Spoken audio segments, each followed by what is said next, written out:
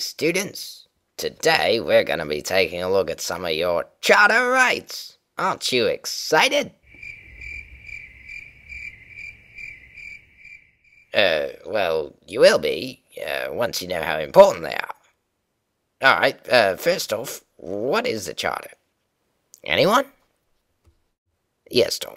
Isn't it some paper that protects us from getting ripped off? Not quite, but you're on the right track. The Charter protects our rights with respect to 1. The government, and 2. Government-owned agencies like Air Canada or Canada Post. Yes, Tom. So what? What rights are there to protect? Our right to get taxed? Ah, I see.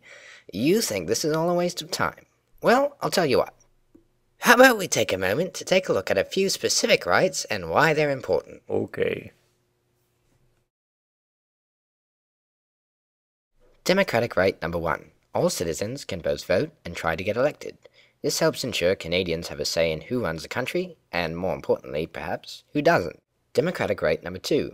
Members of the House of Commons, which is part of the federal government, and all legislative assemblies, the groups of politicians who change and make laws, must change at least every 5 years by having an election. This helps power stay in the hands of the people and prevents an overly zealous group of politicians from staying in power an unhealthy amount of time. The exception to this is in times of war the government can avoid an election provided no more than 1/3 of the House of Commons and the legislative assemblies disagree. Democratic right number 3. The government has to meet at least once every 12 months. Otherwise, there'd be no opportunity for politicians and the public to question government actions and policies.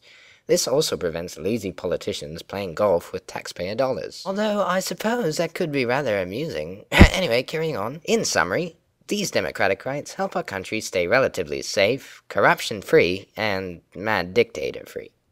Let's move on to equality rights. In essence, this section states that in the eyes of the law, everyone is considered equal, and thus granted the same protection and the same benefits. They can't be discriminated based on sex, race, ethnic origin, color, religion, age, or anything like that. These rights are important as they level the playing field and prevent people from being treated unfairly. For example, a deaf person can't be denied an interpreter in court. And say there was a bunch of Lego people in a crowd of unruly protesters made up of all kinds of different people. The police can't arrest only them because that would be discriminating based on their race. Well, that's all for now. I hope you understand some more about your democratic and equality charter rights. Mm-hmm. Well, I give up.